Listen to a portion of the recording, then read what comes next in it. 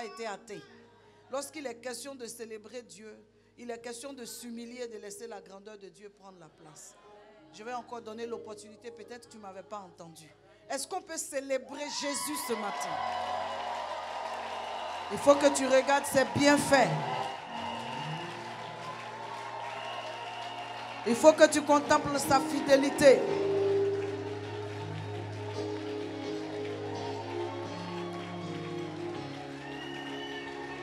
Il faut que tu contemples la fidélité de l'Éternel.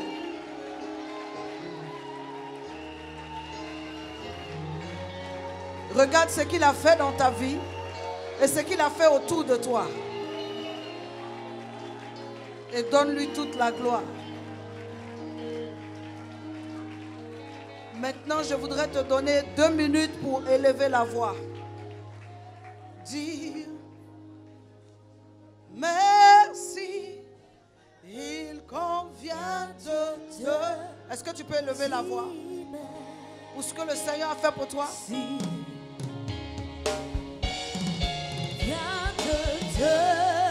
Est-ce que tu peux élever la voix? Tu peux élever la voix, peuple de Dieu?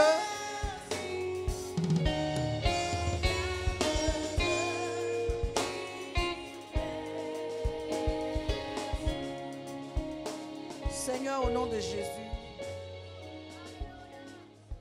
vraiment ce matin, je ne veux même pas regarder à ma vie. Je veux lever les yeux et regarder la croix. La croix sur laquelle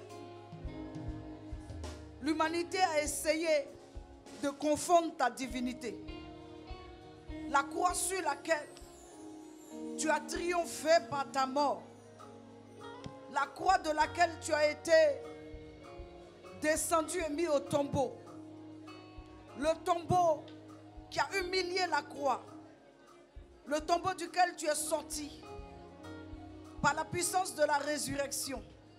Ce matin, simplement que de regarder à la croix au tombeau, simplement que de regarder à ton parcours, Seigneur Dieu de gloire, dans le jardin de Gethsémane, jusqu'à la croix et de la croix jusqu'au tombeau, et du tombeau jusqu'au ciel, mon âme veut te louer et mon esprit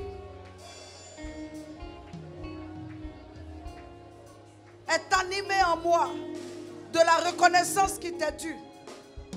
Maintenant, je veux regarder, Seigneur, à ton œuvre dans ma vie, à ton œuvre salvatrice dans ma vie, à ton œuvre rédemptrice dans ma vie, à ton amour, à ta grâce, à ta compassion, à ta miséricorde. Je veux regarder aux victoires que tu m'as accordées. Je veux regarder, Seigneur Dieu, à ta puissance relâchée. Je veux regarder à toutes ces choses. Et ce matin, te donner la reconnaissance qui t'est due. À toi soit toute la gloire.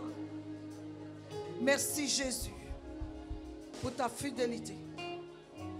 Gloire et honneur te reviennent aujourd'hui et tous les jours. Merci Seigneur. Au nom de Jésus. Je suis infiniment reconnaissante Seigneur. Sans même citer les choses pour lesquelles je te dis merci. Mes yeux sont fixés sur ta main agissante, ta main puissante, ta main dominatrice. Et je dis merci Seigneur. Merci de te déclarer mon Dieu par tes œuvres. Tes actions suffisent pour témoigner que tu es mon Dieu. Merci. Tes actions parlent plus fort que mon témoignage. Je n'ai pas besoin de parler. Tes actions s'expriment et traduisent que tu es présent. Si quelqu'un doutait de ta présence dans ma vie, voici tes œuvres. Comment ne pas te louer et te donner la reconnaissance ce matin? Avant d'avoir le privilège de parler, je veux simplement témoigner ma reconnaissance à mon Dieu, qui est capable de te prendre ici et de t'emmener là, qui est capable de t'enlever du milieu de tes frères et de faire de toi une étoile qui brille. Ce Dieu qui défend sur la route. Il défend au secret, il défend en public. Si tu n'avais pas été là, Seigneur, nos ennemis nous auraient broyés. Nous serions finis. On parlerait de nous au passé. Combien sont-ils nombreux ceux qui nous ont emmenés chez les marabouts, ceux qui nous ont emmenés chez les féticheurs, qui ont pris nos photos, qui se sont renseignés sur nous, qui ont tout fait pour nous nuire et pour nous détruire. Mais nous voici ce matin, pleins de vie. Nous voici ce matin, pleins d'espérance. Nous voici ce matin, pleins de confiance. Alors, Seigneur, ton peuple et moi, ce matin, nous voulons te dire merci pour toutes les victoires. Merci pour tes bienfaits. Merci pour tout. Dans le précieux et dans le glorieux nom de Jésus. Maintenant, j'aimerais que ce que tu n'as pas pu dire par des paroles, tu le traduises par des acclamations. J'aimerais que tu acclames sérieusement Jésus.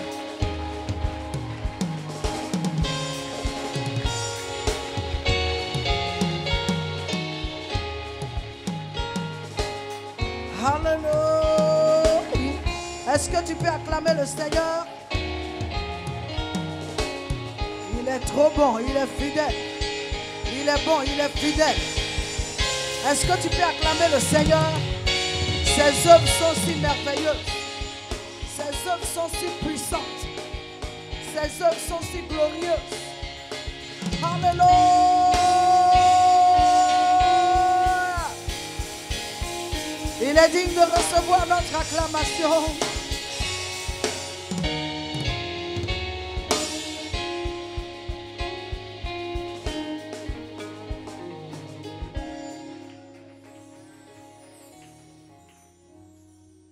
C'est tout simplement extraordinaire. Asseyons-nous dans la présence du Seigneur.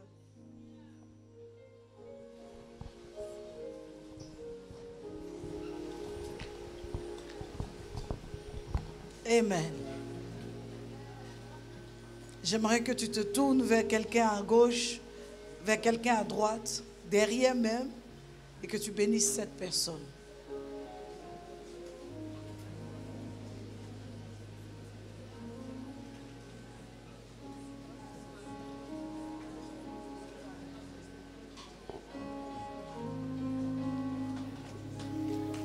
Tu as béni ton voisin? Est-ce que tu as béni ta voisine? Est-ce que tu lui as dit une parole? Une parole de la part de l'Éternel. Tu as dit à quelqu'un, Amen, tu es béni. Est-ce que tu as dit à quelqu'un, tu as de la valeur aux yeux de l'Éternel? Est-ce que tu as dit à quelqu'un, tu as une destinée glorieuse? Est-ce que tu as dit à quelqu'un, de grandes choses t'attendent? Est-ce que tu as dit à quelqu'un, l'Éternel a pour toi des plans de bonheur? Est-ce que tu as dit à quelqu'un, je vois la gloire de Dieu rayonner sur ta vie? Est-ce que tu as dit à quelqu'un, je salue ta destinée? Est-ce que tu as dit à quelqu'un, je sens la grâce de Dieu sur toi? Est-ce que tu as dit à quelqu'un, frère, tu dégages une bonne odeur? Une odeur de gloire. Est-ce que tu as dit à quelqu'un, tu m'inspires la paix? Et tu m'inspires la joie. Dis, je vois la gloire de Dieu rayonner sur ta vie. Alléluia. Amen. Notre bouche doit être remplie de la parole de Dieu. Nous tous qui, le visage découvert, contemplons comme dans un miroir la gloire du Seigneur. Nous sommes transformés en la même image, de gloire en gloire, comme par le Seigneur l'Esprit.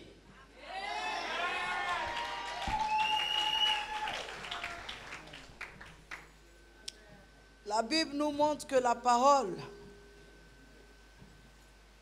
de Dieu est un miroir. Le miroir le plus précieux qu'un homme puisse posséder. En effet, ce miroir est le seul miroir capable de te révéler qui tu es en profondeur.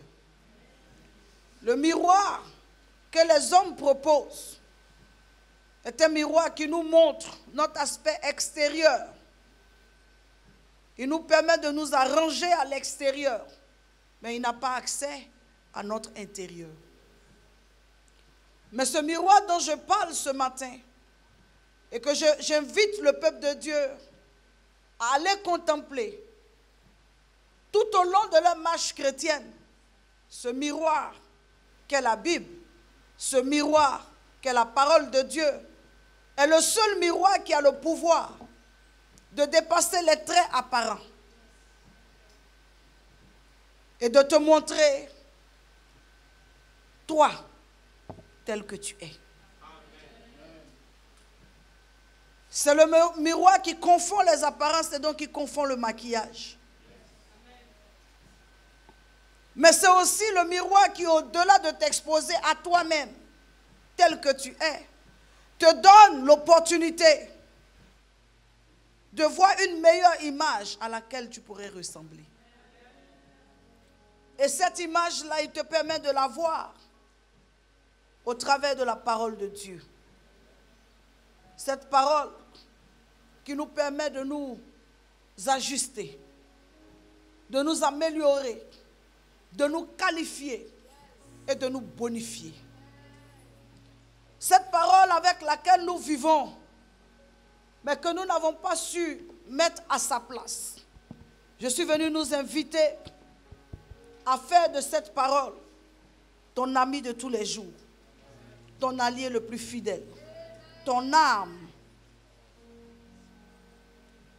ton miroir. Bien-aimés dans le Seigneur, depuis que nous avons franchi le mois de mars, nous sommes en train d'enseigner sur contemplons comme dans un miroir. Je dirais donc, méditant la parole de Dieu.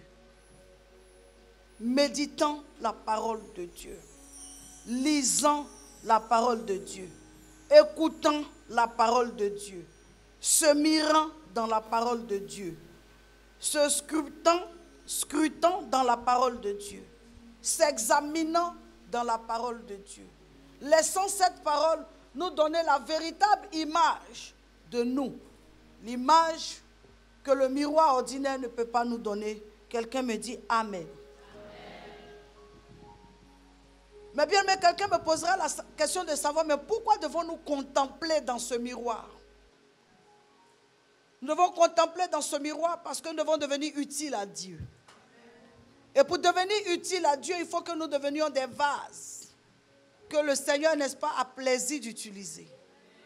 Alors c'est dans ce miroir que nous regardons pour prendre la forme et avoir la beauté qui convient au Seigneur afin qu'il nous utilise. Quelqu'un dit, Seigneur, utilise-moi. Encore. Encore. Encore. Gloire à Dieu. Quelqu'un me dirait, tous les chrétiens sont, amen, les mêmes. Alléluia. Devant Dieu et devant les hommes, nous sommes tous les mêmes. Et je dirais non. Nous ne sommes pas tant tous les mêmes. Alléluia. La différence entre nous en tant qu'enfants de Dieu ne se situe pas au fait qu'on a accepté le Seigneur. Parce que nous l'avons accepté ensemble. C'est cette amen, acceptation qui a fait de nous des enfants de Dieu. La différence se situe au niveau de la connaissance que nous avons de sa parole. Car en effet, cette connaissance fait de nous une amen, ou nous amène à une disposition particulière. Plus nous connaissons la parole, plus nous devenons efficaces et tranchants. Plus nous devenons des instruments utiles entre les mains du Seigneur. Moins nous connaissons la parole, moins nous sommes susceptibles d'être utilisés par Dieu. Pourquoi? Parce que le Seigneur voudrait faire de grandes choses avec nous, mais le manque de compréhension ou de connaissance de sa parole nous empêcherait de nous élever à ce niveau. Quelqu'un me dit Amen. Quelqu'un me dit Amen. Amen. Alors je disais que la Bible est pour nous. Amen. Où la Bible nous montre que la parole est le miroir dans lequel nous devons nous mirer. Jacques chapitre 1 verset 23 à 25 sera donc le premier verset que je veux poser comme fondement ce soir, ce matin, pour aller en profondeur. Il dit, car si quelqu'un écoute la parole et ne la met pas en pratique, il est semblable à un homme qui regarde dans un miroir son visage naturel et qui, après s'être regardé, s'en va et oublie aussitôt comment il était. Mais celui qui aura plongé son regard dans la loi de l'Éternel, la loi parfaite, la loi de liberté, et qui aura persévéré, n'étant pas un auditeur oublieux, mais se mettant à l'œuvre, celui-là sera heureux dans son activité. Quelqu'un me dit Amen 3 fois. Je suis en train donc de vous entraîner dans une vérité de la Bible qui dit que pour accéder au bonheur, pour devenir un homme heureux dans ce que nous faisons, heureux dans ce qu'il fait, pour qu'un homme puisse prospérer, disons-le comme ça, dans ses voies, il faudrait qu'il se mire et que s'étant miré, il se retire du miroir pour mettre la parole de Dieu en pratique. Mettre la parole de Dieu en pratique. Alléluia. Ce matin, je vais enseigner sur la méditation. La méditation. Méditer. Écoutez la parole, la laisser travailler en nous pour être susceptible d'aller la mettre en pratique. Méditer la parole de Dieu. Plusieurs d'entre nous avons plusieurs fois entendu parler de « je médite ». Des personnes autour de nous nous ont dit, n'est-ce pas? Je suis en train de méditer, je m'en vais méditer. Certains d'entre nous ici ont sûrement eux-mêmes fait l'expérience de la méditation. Je voudrais déjà ouvrir votre esprit au travers de certains versets pour comprendre que si un chrétien prie seulement mais ne parvient pas au stade où il exerce la méditation, il y a une dimension de spiritualité, sinon une dimension spirituelle qu'il ne pourrait atteindre. La méditation a un pouvoir sur votre personne. Quel est ce pouvoir? Elle vous façonne pour devenir quelqu'un de posé. Elle vous communique une certaine assurance. Elle vous communique une certaine confiance en Dieu. Elle vous communique un certain calme. Souvenez-vous un jour, des gens, des disciples étaient dans la barque avec Jésus. Et pendant que la barque était sur les eaux, la Bible dit, les vents ont commencé à s'agiter. Face à cette agitation, les uns et les autres étaient troublés. Certains ont commencé à devenir tétanisés. Il y a un qui n'a pas pu se contenir et qui a crié à Jésus. Mais nous sommes dans la barque. Autour de nous, le vent souffle fort. La barque est en train de tanguer. Et toi, tu dors pendant que nous sommes menacés. Mais Jésus pouvait dire, n'est-ce pas, à ces gens, votre problème, c'est un problème de foi. Alors, Jésus pouvait menacer le vent et le vent, amen, de s'arrêter immédiatement. En réalité, Jésus ne dormait pas. Dans quelle disposition était-il? Il était dans la disposition de méditation. Lorsque quelqu'un, amen, apprend à s'asseoir dans la méditation, il cultive un autre niveau de sa personnalité spirituelle. Lorsque quelqu'un apprend à creuser dans la méditation, il devient quelqu'un qui est assis spirituellement. Qu'est-ce que je sous-entends par assis spirituellement? Je sous-entends par quelqu'un qui fait une confiance extrême à Dieu. Quelqu'un qui fait une confiance profonde à Dieu. Quelqu'un qui fait une confiance totale à Dieu. Quelqu'un qui, amen, est entier en Dieu. Salue-moi le Saint-Esprit si tu es ici avec moi. Quelqu'un dit avec moi, méditer. Oh, je ne t'entends pas. Tourne-toi maintenant vers ton voisin, dis-lui médite. Et vers un autre voisin. Et que ton voisin te dise à toi aussi. Alléluia. Est-ce que nous sommes ensemble au bon endroit? Amen. Méditer, selon le dictionnaire, c'est se soumettre à une profonde réflexion. Se soumettre à une profonde réflexion. Quelqu'un dit méditer. Méditer, c'est aussi réfléchir. Réfléchir. Mûrir. spéculer intérieurement. Méditer, c'est aussi envisager. Enfin, méditer, c'est projeter. Voici ce que c'est que méditer.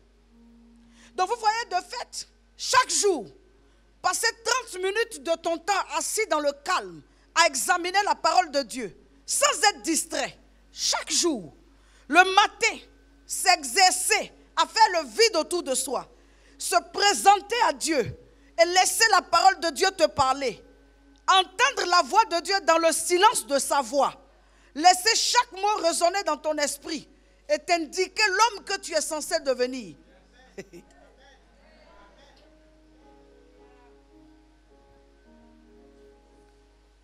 Passer du temps dans la présence de Dieu, à faire le vide autour de soi, à examiner sa situation, à l'examiner à la lumière de la parole de Dieu, à se renforcer, à s'encourager, se fermer à tout pour faire son face-à-face avec l'Éternel.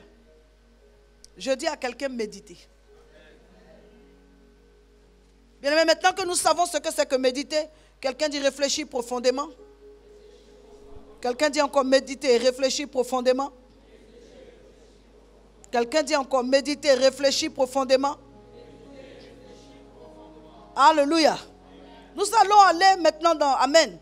Ce que la Bible nous propose par rapport, alléluia, à méditer. Alléluia.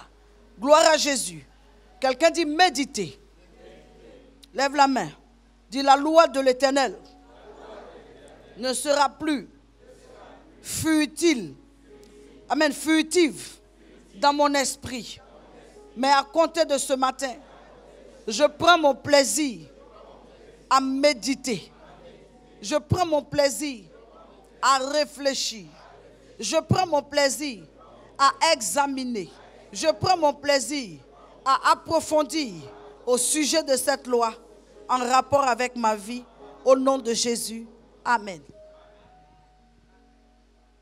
La Bible dit dans Psaume 1, heureux l'homme qui ne s'assied pas en compagnie des moqueurs, mais qui trouve son plaisir dans la loi de l'Éternel et qui la médite jour et nuit. Bien, mais déjà, il faut que tu commences à comprendre que ton bonheur ne sera pas lié, n'est-ce pas, qu'aux fêtes, qu'aux joies, amen, qu'aux activités qui se trouvent autour de toi. Ton bonheur va prendre une autre dimension lorsque tu vas apprendre à te mettre à part pour méditer la parole de Dieu. Pourquoi ton bonheur se trouve dans la méditation? Parce que la méditation est la source de tous les grands changements dans ta vie. C'est par la méditation que ta conscience sera instruite sur ses fautes et ses erreurs. C'est par la méditation que ta conscience sera instruite sur les choses desquelles tu dois te séparer et celles auxquelles tu dois t'attacher. La méditation est le début d'un autre niveau de bonheur. Parce qu'enfin, elle t'expose aux solutions. Il y a plusieurs aspects de ta vie pour lesquels tu aurais aimé changer. Tu aurais aimé devenir quelqu'un d'autre. Tu aurais aimé abandonner certaines habitudes. Et pour autant, tu essayes par tes forces. Et tu n'y arrives pas. Mais ce matin, j'ai le plaisir de te dire que par la méditation, Dieu sera en train de t'indiquer, sinon, que dis-je, de t'instruire sur les voies à emprunter pour aborder les grands changements de ta personnalité. Comment des gens peuvent après 40 ans changer? Comment des gens peuvent après 50 ans changer?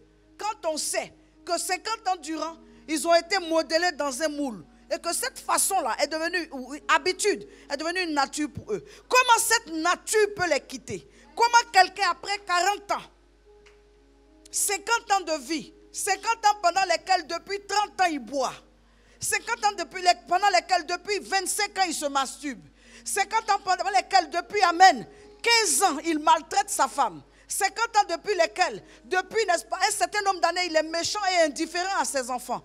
Comment une telle personne qui a conçu dans son esprit que c'est par l'autoritarisme qu'on peut gérer sa maison, comment une telle personne peut changer si ce n'est pas la puissance de la méditation? Amen. Étant exposé à la parole de Dieu, cette parole sera doucement, sans crier, sans jugement, sans fauteuil blanc, cette parole sera en train de lui dire, papa, tu as longtemps erré. Maintenant, reviens à l'Éternel. Être le père tel que Dieu veut, un père aimant. Être le mari tel que Dieu veut, un mari aimant. Être, n'est-ce pas, le chef de famille tel que Dieu veut. Je suis en train de te parler de la puissance de la méditation. La méditation n'a pas de chicotte, mais la méditation pénètre les cœurs. La méditation n'a pas d'injure, mais la méditation te parle à toi. La méditation, n'est-ce pas, se permet d'entrer là où le conseil de ton père ne peut pas rentrer, là où le conseil de ta mère ne peut pas rentrer. La méditation pénètre en toi, elle s'assoit en toi. Tu peux, amen, te laisser distraire. L'instant d'après, elle reprend le dessus. Tu peux faire comme si tu ne vois pas. L'instant d'après, elle reprend le dessus. Jusqu'à ce qu'elle sépare en toi moelle et jointure. Et que le superflu, le caractère, le trait de caractère, l'attitude, la façon de faire, la façon d'être, que Dieu ne veut pas, finalement décide de te quitter. Je te parle de la puissance de la parole de Dieu, mais qui s'exerce par la méditation. La méditation, c'est la puissance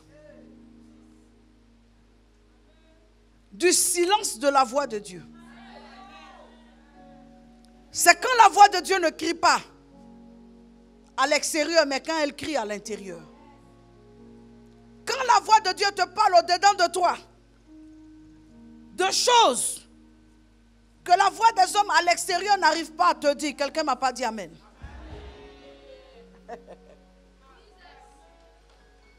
Les meilleurs moments pour la méditation, quelqu'un peut dire en tout temps.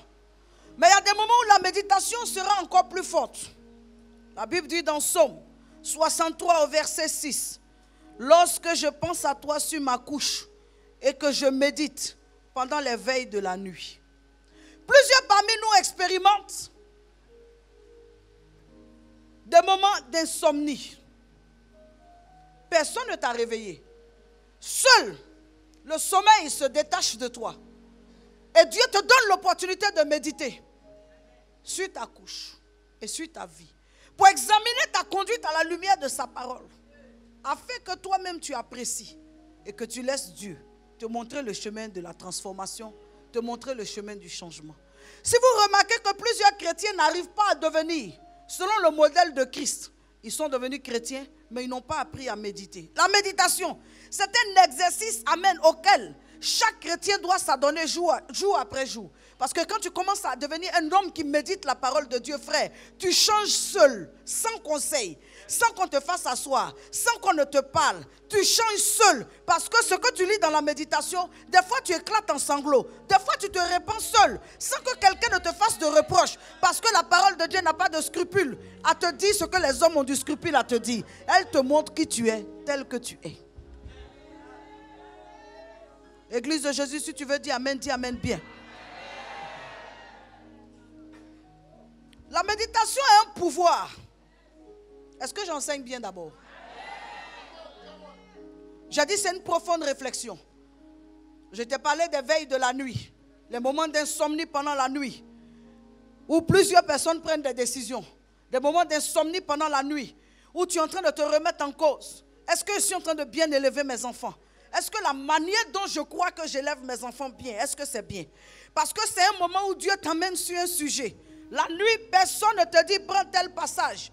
Dieu t'emmène sur un pan de ta vie et il commence à te faire examiner ton pan de vie. Est-ce que la manière dont tu vis est bien?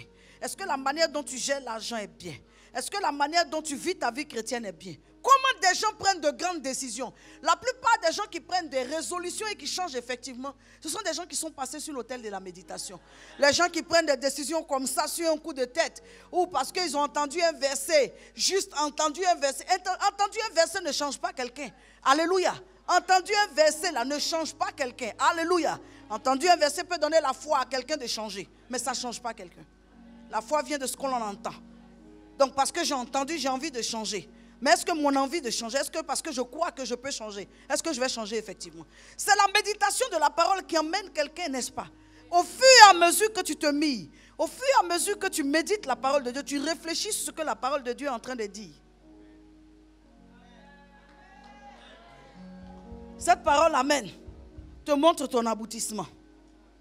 J'ai parlé des insomnies, des moments de veille, des moments nocturnes, au cours desquels, n'est-ce pas, notre sommeil s'en va, il nous échappe. Et nous commençons, n'est-ce pas, à être exposés à nous-mêmes. Quelqu'un ne m'a pas dit Amen. Alléluia.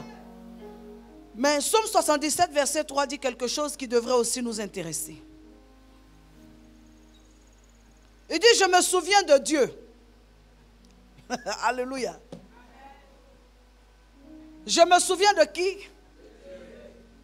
Quelqu'un peut répéter cette phrase avec moi? Est-ce que tu peux réfléchir en répétant cette phrase?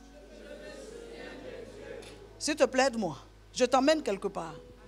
Est-ce que tu peux répéter cette phrase avec, amen, un profond examen? Imagine-toi couché dans ta chambre et subitement tu te souviens de Dieu. Tu vois la puissance de la méditation? Elle s'invite à nous. Je me souviens de Dieu, subitement. Qu'est-ce qui s'est passé pour que tu te souviennes de Dieu? C'est une invite. Quelqu'un aurait dit une invitation à la méditation. Ces moments de calme dans lesquels le Seigneur t'introduit ne sont pas des moments de divagation. Ce sont des moments où tu dois prendre le temps de méditer parce qu'il y a un pouvoir, il y a une puissance dans la méditation. La méditation est le couloir de toute transformation, sinon de tout changement. Ceux qui passent par la méditation prennent des résolutions et ils vont jusqu'au bout. Ceux qui passent par la méditation prennent des résolutions et ils vont jusqu'au bout. Psaume 77, verset 6. Il dit, je pense à mes cantiques pendant la nuit. Je médite et mon esprit est abattu. Pourquoi ton esprit peut être abattu pendant que tu médites? Parce que tes erreurs défilent devant toi. La méditation, ce n'est pas pour faire des projets, c'est pour s'examiner. On ne médite pas pour faire des projets. On médite pour s'examiner. Il dit, je fais des réflexions au-dedans de moi, de mon cœur. Et mon esprit est abattu. Pourquoi mon esprit est abattu? Parce que le pan de ma vie que je suis en train d'examiner ne me signale rien de bon. Les gens qui ne savent pas demander pardon sont la plupart du temps des gens qui ne méditent pas. Parce que quand à un moment de la journée, tu prends du temps pour revenir en toi et sur toi, tu examines ta conduite. Même si on ne t'a pas fait de reproche, le lendemain matin, tu te pointes vers quelqu'un pour dire, frère, je suis venu te demander pardon. Je reconnais que l'acte que j'ai posé, l'attitude que j'ai eue, ce n'est pas une bonne attitude. Frère, écoute, nous sommes nombreux à prier. Il y a de grandes prières dans la salle. Mais combien d'entre nous méditent? Combien d'entre nous s'examinent à la lumière de la parole de Dieu? Combien d'entre nous se scrutent à la lumière de la parole de Dieu? Combien d'entre nous permettent à la parole de Dieu de leur dire ce qu'ils ne doivent pas faire ou ce qu'ils ont fait qu'ils ne devaient pas faire? Combien d'entre nous examinent leur attitude et laissent la parole de Dieu leur dire l'étape suivante, va demander pardon. Il y a certains époux ici, si tu écoutes mon message en temps normal, après ce culte, tu vas aller demander pardon à ta femme. Pourquoi? Parce que la manière dont tu te conduis avec ta femme, c'est-à-dire, c'est une manière qui n'est pas celle que Dieu demande. Dieu demande qu'un mari soit aimant, rassurant, un mari soit protecteur. Dieu demande qu'un mari soit, n'est-ce pas, un réconfort. Dieu demande qu'un mari soit une consolation. Un mari soit, n'est-ce pas, la paix de sa femme. Mais quand tu n'es pas en train d'agir comme ça, et que tu crois que tu fais bien, et que tu es à l'aise à l'église, pendant ce temps, quand on parle d'hommes qui ont une vie de prière, une vie spirituelle, tu lèves ta main parce que tu pries. Mais tu pries parce que tu prends ce temps-là pour demander des choses à Dieu. La méditation, ce n'est pas un temps de demander des choses à Dieu. C'est un temps de s'examiner. Pour dire, si ce matin-là, tu venais me prendre, est-ce que je suis à l'heure? Est-ce que je suis propre? Est-ce que je suis à jour? La méditation amène à la repentance. La plupart des gens qui ne se repentent pas sont des gens qui ne méditent pas.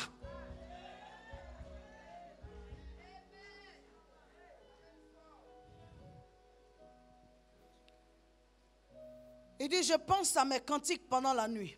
Quels cantiques? Ceux qui expriment la loi de Dieu. Il dit, je fais des réflexions au fond de mon cœur. Et mon esprit médite. Psaume 119, verset 15. Bien, mais je suis seulement en train d'ouvrir la porte. Si tu es béni, salue-moi le Saint-Esprit. Psaume 119, verset 15 dit, je médite tes ordonnances. j'ai tes sentiers sous les yeux. Hé, mon frère, la méditation est plus forte que les ablutions. Je dis, la méditation est plus forte que les ablutions. Les ablutions vont t'amener à te laver pour te sentir propre. La méditation va t'amener à t'examiner pour aller à la repentance. La méditation va t'amener à t'exposer au changement. Sans eau, la parole de Dieu va te pousser à prendre des résolutions. Sans eau, sans que tu ne verses l'eau sur tes mains, sans que tu ne verses l'eau sur ton visage, sans que tu ne verses l'eau sur tes pieds, sans que tu ne verses l'eau sur tes oreilles, sans que tu ne verses l'eau sur des parties de toi, sans que tu ne verses l'eau. La méditation, elle va t'emmener à te laver, à te repentir. Plusieurs d'entre nous, nous marchons en tant que chrétiens avec la souillure, le péché, la méchanceté, avec, n'est-ce pas, le cœur dur. Ce matin,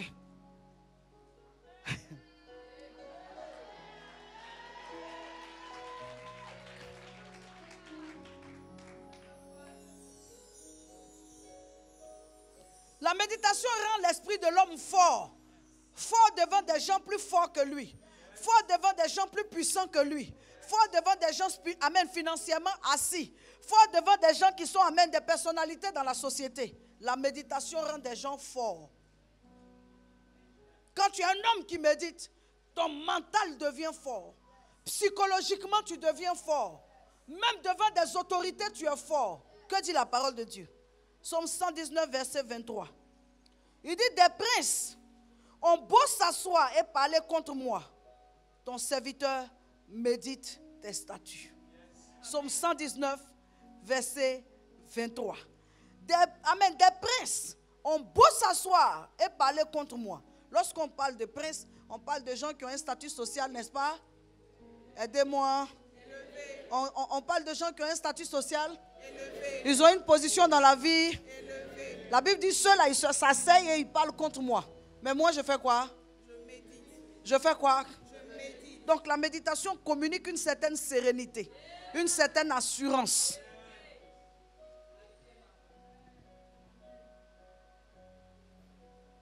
Et Psaume 119, verset 78 dit quoi? Qu'ils soient confondus, les orgueilleux qui m'oppriment, sans cause. Moi, je médite sur tes ordonnances. Amen. Tu vois un peu la sérénité? Tu vois un peu la confiance en Dieu? Église de Dieu, je prêche à quelqu'un? Est-ce que tu vois un peu la sérénité? Tu vois un peu la confiance en Dieu? Quelqu'un dit la puissance de la méditation. Quelqu'un dit la puissance de la méditation. Quelqu'un dit encore la puissance de la méditation. Alléluia. Je médite. J'aimerais que tu saches qu'il y a des personnes qui méditent le mal. Mais dis avec moi, ce n'est pas moi.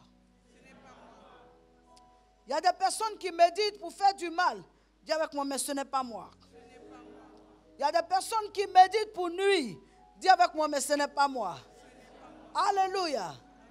Je peux continuer à prêcher? Est-ce que je peux continuer à enseigner? La méditation, gloire à Dieu, fait du bien à tous les enfants de Dieu. Ça les amène à devenir profonds. Ça les amène à devenir, n'est-ce pas, assis. Ils deviennent des personnes, alléluia, qu'on ne peut pas prendre à la légère. Ils sont troublants parce qu'ils ne sont pas agités. Alléluia, ils sont troublants. Quel est le bénéfice de la méditation?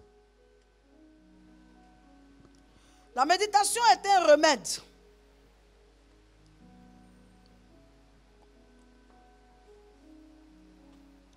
C'est un remède contre la faiblesse morale et la faiblesse spirituelle.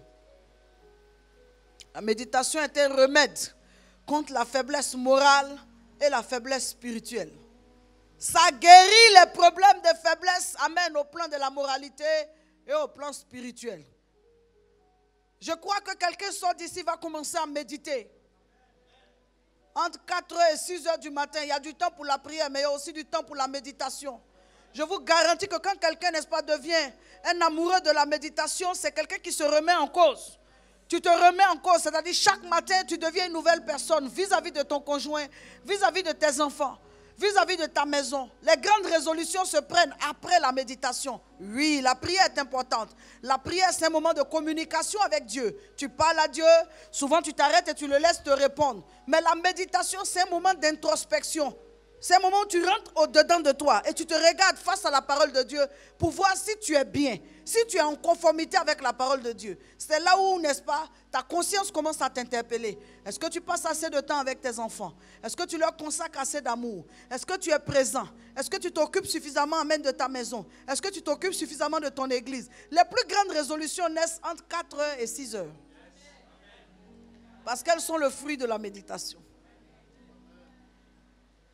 La méditation, je vous ai dit, a des bénéfices. Premièrement, c'est un remède contre la faiblesse morale ou spirituelle. La méditation aussi est un remède contre une vie sans intérêt. Quand quelqu'un vit comme ça, il vit comme ça, il n'est pas en train de prendre sa vie au sérieux. Il n'est même pas préoccupé par son lendemain. Salue-moi le Saint-Esprit si tu es avec moi. Est-ce que vous, dans l'autre salle, vous me recevez? Il faut prendre cette parole à cœur. Nous sommes dans notre processus de transformation, vrai ou faux? Nous tous qui le visage découvert, étape 2, contemplons comme dans un miroir. C'est dans ça que nous sommes. Nous sommes en train de devenir une version donnée de chrétiens. Donc il faut suivre. Il ne faut pas être amen. Dit, dans ces 2 jours-là, les messages là sont froids. Oui, c'est froid pour que tu sois transformé. Une vie sans intérêt, c'est une vie qui est vécue au jour le jour. Sans se soucier de ce que Dieu attend de toi et de amen, à quoi ta vie doit servir. C'est ça qu'on appelle une vie sans intérêt. Ta vie sert à quoi? Il n'y a que la parole de Dieu qui puisse te montrer que ta vie ne sert à rien, que tout ce que tu es en train de faire n'est que vanité.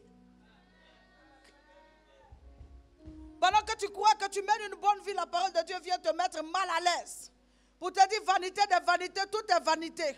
Alors tu commences à t'examiner, puis tu te poses la question de savoir, mais la vanité là même de qui la Bible parle? Et la Bible te dit, c'est de toi que je parle. Quand tous les jours tu te lèves à vouloir te faire remarquer, tous les jours tu te lèves à aller faire travaillement, tous les jours tu te lèves, n'est-ce pas, aller, amen, dans un sens qui n'est pas utile. Pendant ce temps, regarde ta famille. Pendant ce temps, regarde ta maison. Pendant ce temps, regarde tes parents. Tu vas commencer à constater que vraiment ma vie est vanité. Et alléluia, prendre de nouvelles résolutions. Je vous dis la vérité, si certains d'entre nous méditaient, ils étaient à un autre niveau. Tu ne prends pas le temps de t'examiner. C'est pour ça que tu continues la vie que tu mènes. Rentrer en soi à la lumière de la parole de Dieu. Frère, personne ne te dit change. Quand tu te lèves le matin là, tu te lèves avec une nouvelle orientation de la pensée, une nouvelle orientation de l'esprit. Tu décides de changer toi-même. Par la puissance de quoi? Du Saint-Esprit. Il te parle en toi. Il tape dans ton esprit. Les reproches que le Saint-Esprit est capable de te faire, aucun homme sur la terre ne peut te faire ça. Tu arranges ta vie. Tu arranges ta vie. Tu deviens comme cette femme enceinte que j'étais lorsque j'attendais mon premier enfant. J'étais tellement pressée d'accoucher. Chaque jour, je me levais. J'avais la valise de mon bébé. Et j'ai vu un jour, même au détour des commerces là, une jolie bassine. J'ai décidé que c'est avec la bassine là que je vais aller à la maternité. Une bassine ovale. Pourtant, j'avais une valise de bébé, j'avais un sac allongé, tout ça. Mais ça ne me disait rien. Je voulais la bassine là. Je suis venue, je me suis assise, en bonne femme enceinte, assise, amen, à même le sol. J'ai trié la lingerie, amen, le linge de bébé avec lequel je dois aller à la maternité. J'ai placé ça dans la bassine. À la fin, j'ai pris une grosse serviette, j'ai mis dessus. Chaque jour, je rangeais la bassine là. Tellement j'étais pressée d'accoucher. Amen. Tellement j'étais pressée d'accoucher. Chaque jour, je redéfais, je réarrange. Je redéfais, je réarrange. Quand tu es un homme qui médite, c'est comme ça que tu deviens. Tu t'exposes, tu te réarranges. Tu t'exposes, tu te réarranges. Et c'est là où on dit ta vie se bonifie. On dit, ah, la personne là a changé. Ah, il est devenu quelqu'un de meilleur. Ah, il a changé depuis qu'il est en Christ. Est-ce que c'est Christ qui vient te dire, hey, change? Non. C'est sa parole qui fait le travail. Frère, je t'invite à aborder ta vie chrétienne sous le pan de la méditation. Donne-moi 3 bons amen.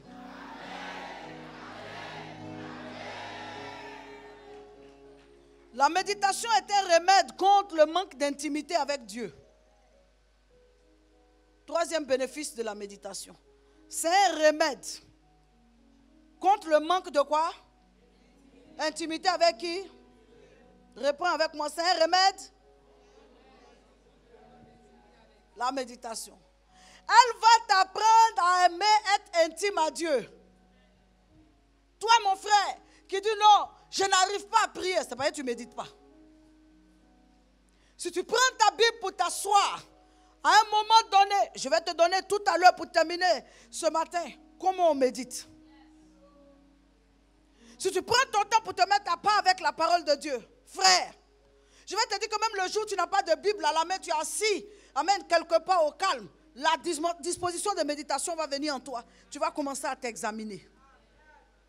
C'est le plus beau jeu auquel, amen, on peut parvenir au plan spirituel. Le jeu de l'examen de soi par soi. Elle va te pousser à rechercher une intimité avec Dieu. Elle va te pousser à rechercher la loi de l'Éternel. Elle va te pousser à aimer la loi de l'Éternel. Quelqu'un salue le Saint-Esprit comme ça, il dit, Seigneur, transforme-moi. Salue-le, salue-le. Salue-le. Je vais voir les mains levées. Dites, Seigneur, transforme-moi. La méditation est un remède contre une faiblesse de foi chronique. Quand tu as un manque de foi chronique, c'est par la méditation que tu peux être transformé. Faiblesse de foi chronique. Ouvrez la Bible, mes frères, mes soeurs dans le Seigneur. Ouvrez la Bible. Ayez le courage d'ouvrir la Bible. Ouvrez la Bible chez vous. Ouvrez la Bible au bureau. Ouvrez la Bible. Ayez le courage d'ouvrir la Bible. Vos Bibles sont trop fermées. Ouvrez la Bible. Suivons le frère, acclamons cette parole-là. Ouvrez la Bible, ouvrez. Ayez le courage d'ouvrir la Bible, mes frères, mes soeurs. Les trésors qui y sont nous concernent. Ouvrons la Bible. Ouvrons la Bible avec une phrase sur la bouche ou sur les lèvres. Seigneur, qu'est-ce que tu as à me dire? Pendant la prière, c'est toi qui parles beaucoup à Dieu. Pendant la méditation, c'est Dieu qui te parle beaucoup. Si tu es avec moi, dis-moi amen bien. Si tu es avec moi, dis-moi amen fort. Si l'enseignement te fait du bien, dis Seigneur, je veux être transformé. Je veux être ma meilleure version.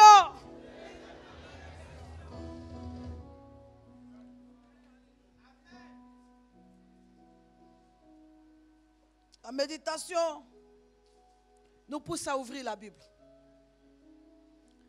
Elle nous pousse à ouvrir la Bible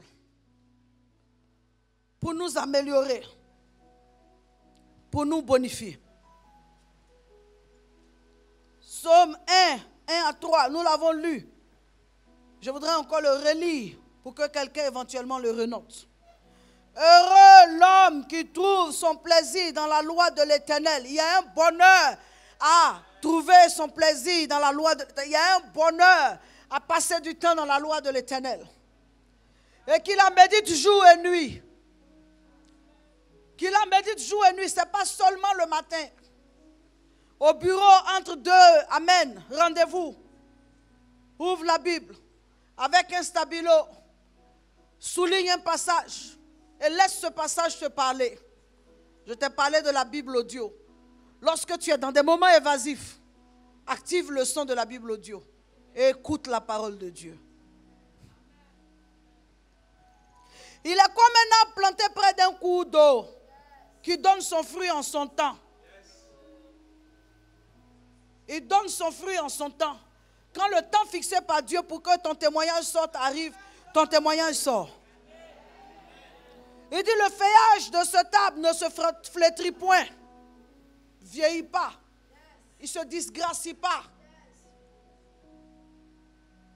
Et il termine pour dire tout ce qu'il fait réussit. Je m'attache à ce témoignage au nom de Jésus. Tout doit me réussir, Seigneur. Parce que je médite ta parole. Alléluia. Parce que je médite ta parole.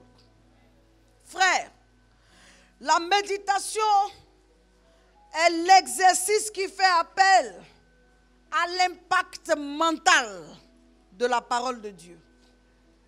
Suis-moi très bien. La méditation est l'exercice qui fait appel à l'impact mental. Là où la parole de Dieu va impacter ta mentalité, c'est par la méditation. Il y aura un shift qui va se produire au niveau mental. Si vous voyez que des gens viennent à l'église, mais ils ont une mentalité toujours, amen, précaire, ils ne changent pas, ils ne sont pas transformés, c'est parce qu'au fond d'eux, ils ne s'exposent pas à la parole de Dieu. Ils viennent à l'église comme une activité culturelle. Ils sont là juste parce que, amen, c'est devenu comme un rituel pour eux. La parole de Dieu agit dans la vie de quelqu'un. Regardez s'il médite. Parce que obligatoirement, quand quelqu'un devient, amen, un expert de la méditation, quand quelqu'un commence à manifester la méditation, sa mentalité va changer. La parole de Dieu va commencer à agir sur son mental, agir sur ses émotions, agir sur sa compréhension des choses de la vie, agir sur sa connaissance des choses de la vie, agir sur son désir de devenir une meilleure personne. Ta mentalité ne peut se plier qu'à la méditation, dans le calme. Quand la parole de Dieu tape dedans, ça tape dedans, ça tape dedans, ça tape dedans, ça tape dedans, ça tape dedans, ça te pousse au changement, ça t'indique tel que tu es.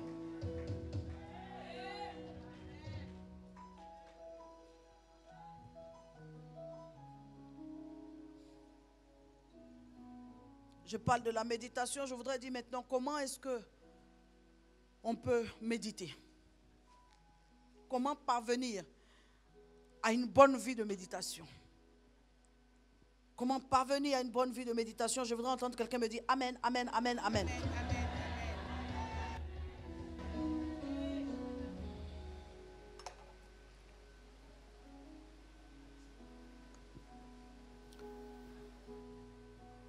Jésus-Christ est Seigneur. Amen. Je prophétise par sa parole sur ta vie que tu deviendras une meilleure personne. Amen. Oh, je reconnais que tu as des qualités, de très bonnes aptitudes, mais je crois que cette dimension spirituelle que nous sommes en train d'aborder va te bonifier.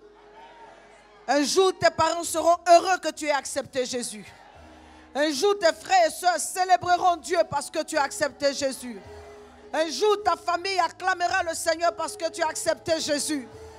Un jour, tu rendras témoignage de ce que tu as reçu, ces enseignements, qui ont fait de toi une personne mature, une personne transformée. Alors tu auras, amen.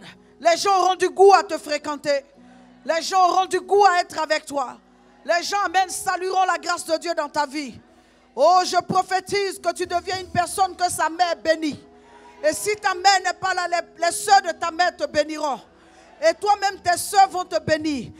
Tes frères vont te bénir. Les frères de ton père vont te bénir. À cause du genre de personne que tu es. Je dis, tes patrons vont te bénir. Les gens auront du plaisir à te fréquenter. Les gens auront du plaisir à te côtoyer. À cause de la personne que tu es devenue. Il y a une puissance dans la méditation. La loi de l'Éternel transforme. Elle fait de nous de meilleures personnes. Salue-moi le Saint-Esprit, crie Amen. Salue-moi le Saint-Esprit, crie Amen.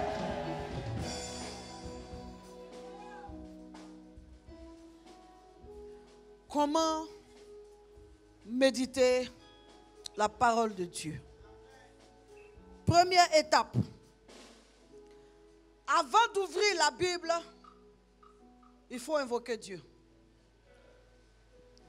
Je louerai Dieu. J'ai juste besoin de 2 ou 3 chantres. Je louerai Dieu. 2 ou 3, ça suffit. 2 ou 3. Amen. Il faut invoquer Dieu d'abord. Je louerai Dieu. Alléluia. Alléluia. Je louerai Dieu.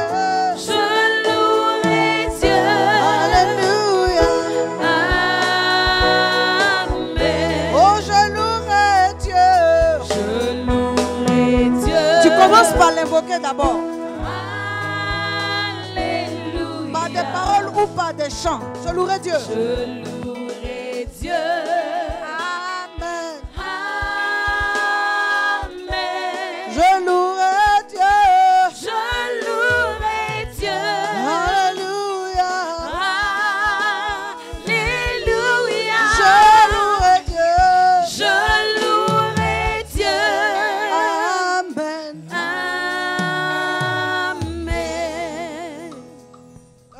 veux, donc tu peux le faire par des chants ou même simplement par des paroles.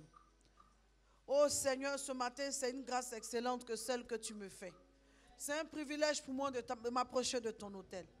Oh Seigneur, la Bible dit dans Hébreux 4,16, approchons-nous donc avec assurance du trône de la grâce. Je viens à toi. Je viens à toi tel que je suis. Accepte-moi. Jésus, je viens. Je viens à toi. Tel que je suis. Tel que je suis. Je viens à toi. Jésus, je viens. Jésus, je viens. Je viens à toi. Je viens à toi. Tel que je suis. Tel que je suis. Jésus, je viens. En moi. Jésus, je viens. Jésus, je viens. En ce moment, tu t'approches de lui. Je viens à toi. Ces quelques minutes d'invocation te permettent de te détacher. Tel que je suis. De te détacher de la distraction et tu t'approches de Dieu. Je viens à toi. Jésus, je viens. Jésus, je viens. Je viens à toi. Je viens à toi. Tel que je suis. Tel que je suis. En moi.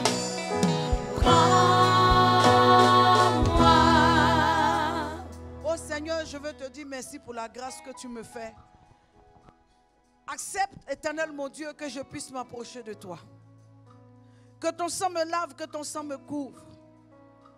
Que toute faute, tout ce qui est indigne en moi, tout ce qui me juge, pendant que Seigneur, je veux m'approcher de toi, s'efface au pouvoir de ton sang.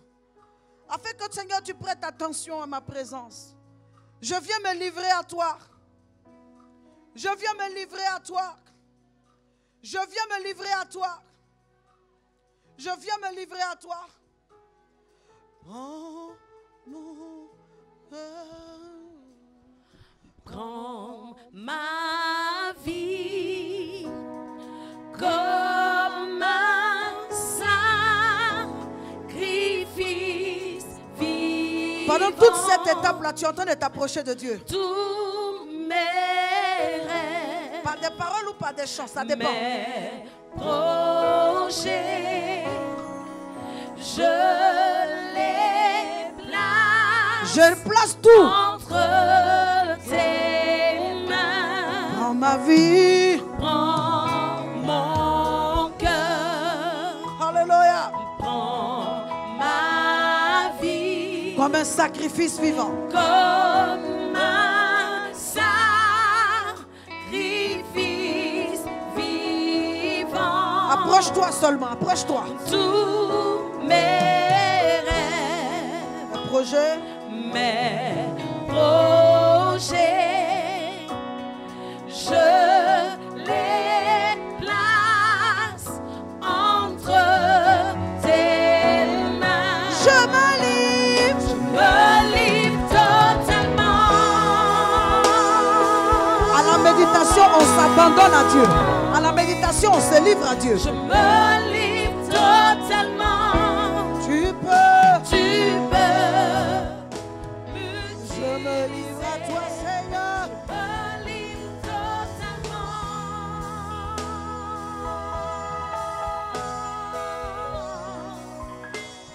Je me livre totalement. Tu peux. Tu peux m'utiliser. Donc, avant même d'ouvrir la Bible, on commence par créer une disposition au travers de l'invocation. On invoque Dieu. Dieu est la personne la mieux indiquée pour te révéler qui tu es. Donc, invoque-le. La première étape, c'est donc l'étape où on invoque Dieu. Et on l'invoque, il n'y a pas de temps. Quelqu'un va dire non, 5 minutes pour l'invoquer. Frère, il n'y a pas de temps. La Bible n'a pas donné de temps indicateur. Si tu veux, tu fais 5 minutes. Si tu sens que tu as senti sa présence s'est rapprochée de toi, tu commences à lui parler. Si tu sens que sa présence est encore loin de toi, n'est-ce pas, tu continues. Même tu peux sentir que sa présence est là, mais qu'il a encore, amen, il désire encore l'invocation. Parce que quand tu veux arrêter, tu es comme poussé à continuer. Tu continues à l'invoquer. jusqu'à ce que tu sentes que sa présence est là. Salue-moi le Saint-Esprit. Deuxième étape. Oh, je vais dire simplement que la première étape, je vais l'assimiler à la Pentecôte. Priez jusqu'à ce que l'Esprit descende. Tu comprends? Amen. Créer une atmosphère de Pentecôte. Dis avec moi, créer une atmosphère de Pentecôte. Créer une atmosphère de Pentecôte.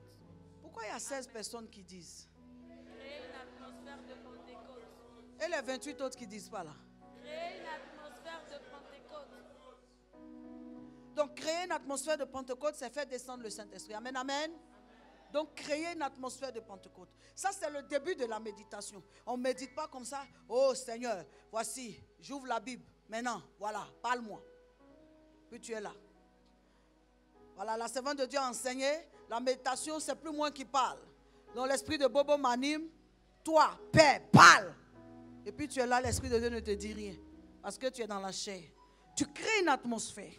Tu l'attires et tu le rapproches. Tu crées l'atmosphère. Deuxième étape maintenant. Alléluia. C'est l'étape de Jean 16. Verset 13. Jean 16, verset 13. Lecture. Jean 16, le verset 13. Allons-y. Jean 16, le verset 13. Oui. Quand le consolateur sera venu, Quand le consolateur sera venu, l'esprit de vérité, l'esprit de vérité, il vous conduira dans toute la vérité, il vous conduira dans toute la vérité, car il ne parlera pas de lui-même, car il ne parlera pas de lui-même, mais il dira tout ce qu'il aura entendu, mais il dira tout ce qu'il aura entendu, et il vous annoncera les choses à venir. et il vous annoncera les choses à venir. S'il vous plaît, quelqu'un acclame la parole de Dieu.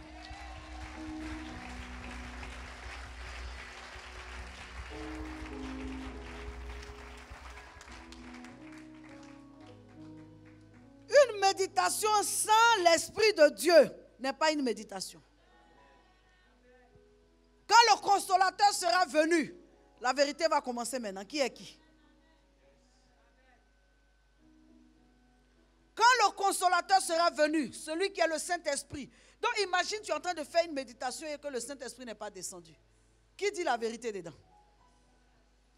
C'est lui qui a le rôle de dire la vérité. Donc est-ce que tu peux commencer à entamer une méditation sans lui? Donc tant qu'il n'est pas descendu, la méditation n'a pas commencé. La première étape, c'est de l'attirer, de le faire descendre. Mais une fois qu'il est descendu, alléluia, lui va prendre maintenant son rôle.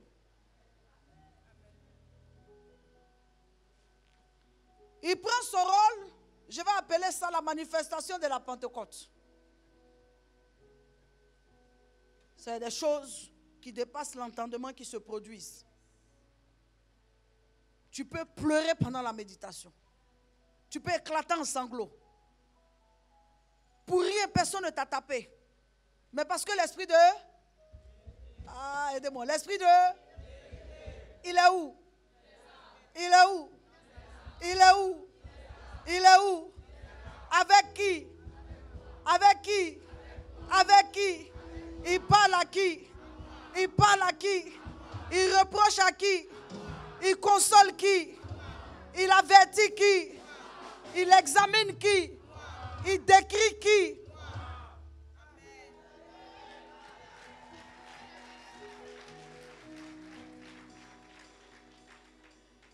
Toute méditation sans cette étape est faussée. Parce que celui qui dit la vérité n'est pas venu. La manifestation de la Pentecôte, c'est cette manifestation-là où il y a révélation. Il va te révéler son sentiment au sujet d'une chose.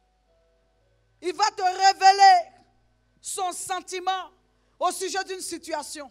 Il va te révéler son sentiment au sujet d'une circonstance. Frère, c'est une étape qui est capitale. Instant vérité. Étape numéro 3.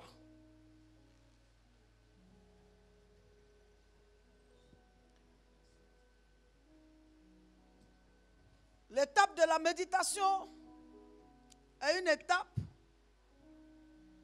alléluia, que je vais intituler Tout genou fléchi. Tout genou fléchira de l'agneau. Tout genou fléchira lorsqu'on parlera de l'agneau. Adorons, Adorons Jésus, élevons son nom, élevons son nom. adorons-le. Adorons Jésus, élevons son nom. Adorons-le. Adorons Jésus, élevons son nom. Adorons-le. Adorons Jésus, élevons son nom. Ôtez tout vêtement d'orgueil. C'est pourquoi je vous ai dit, la méditation transforme la personnalité. Elle vous donne une dimension spirituelle plus élevée. La troisième étape, si vraiment tu es dans un bon processus de méditation, tu commences à te sentir petit, à te faire petit devant Dieu, lui donnant l'autorité de te parler, de te juger, de t'interpeller, de te reprocher, de te sanctionner. Tu t'abaisses pour dire, Seigneur, je reconnais ma faute. Je ne suis pas un bon époux. Je ne suis pas un bon père. Je ne suis pas un bon chrétien. Je ne suis pas un bon diacre. Je ne suis pas un bon pasteur. Je néglige ton œuvre. Je reconnais, Seigneur. Je te demande pardon. Seigneur, je fais du mal. Je suis méchant vis-à-vis des autres. Je suis égoïste. Je le reconnais. Ce que tu es en train de me dire dans le silence là, je le reconnais.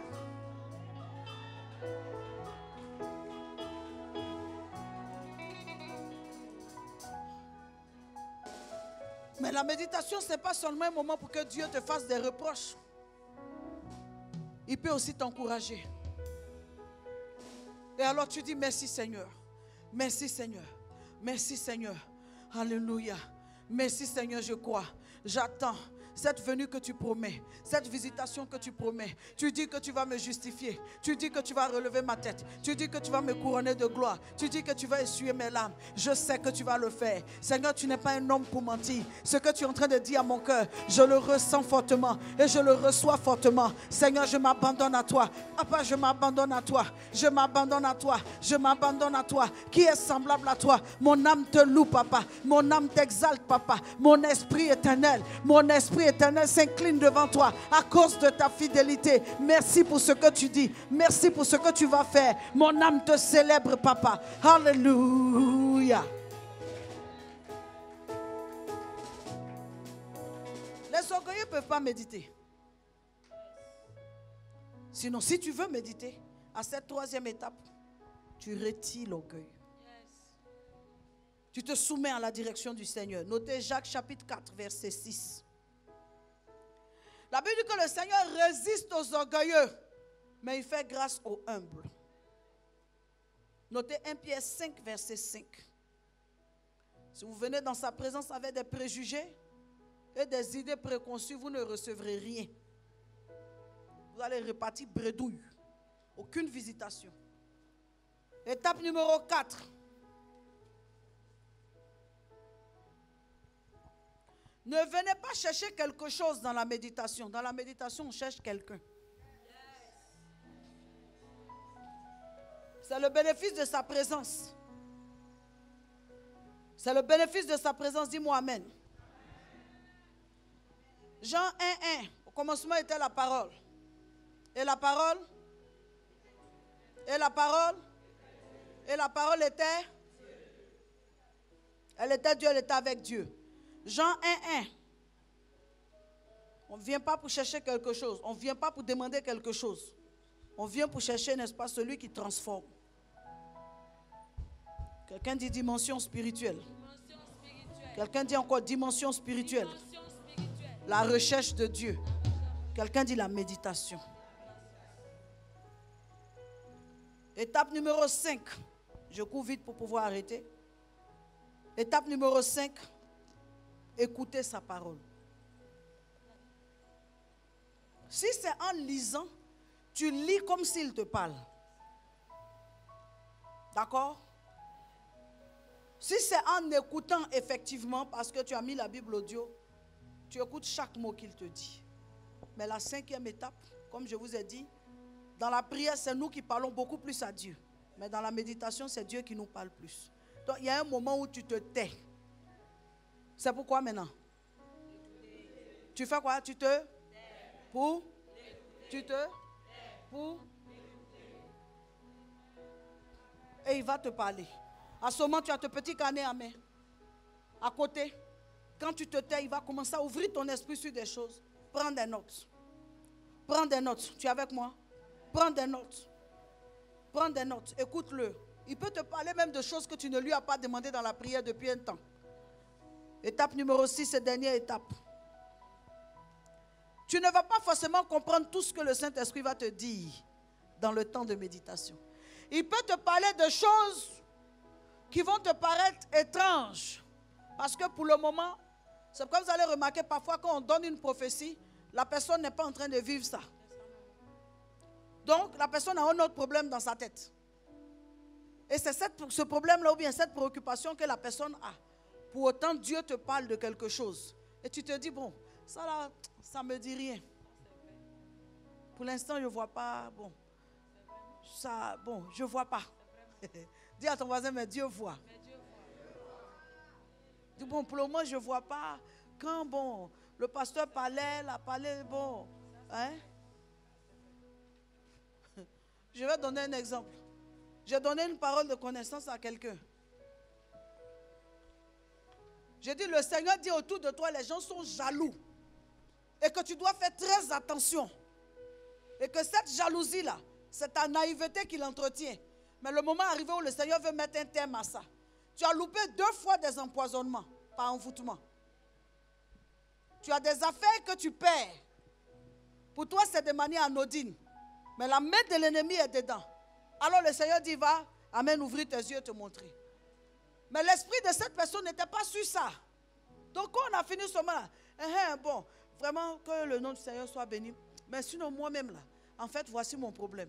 J'ai compris que c'est quelqu'un qui ne comprend pas que Dieu peut te parler de quelque chose sur lequel ton esprit n'est même pas ouvert.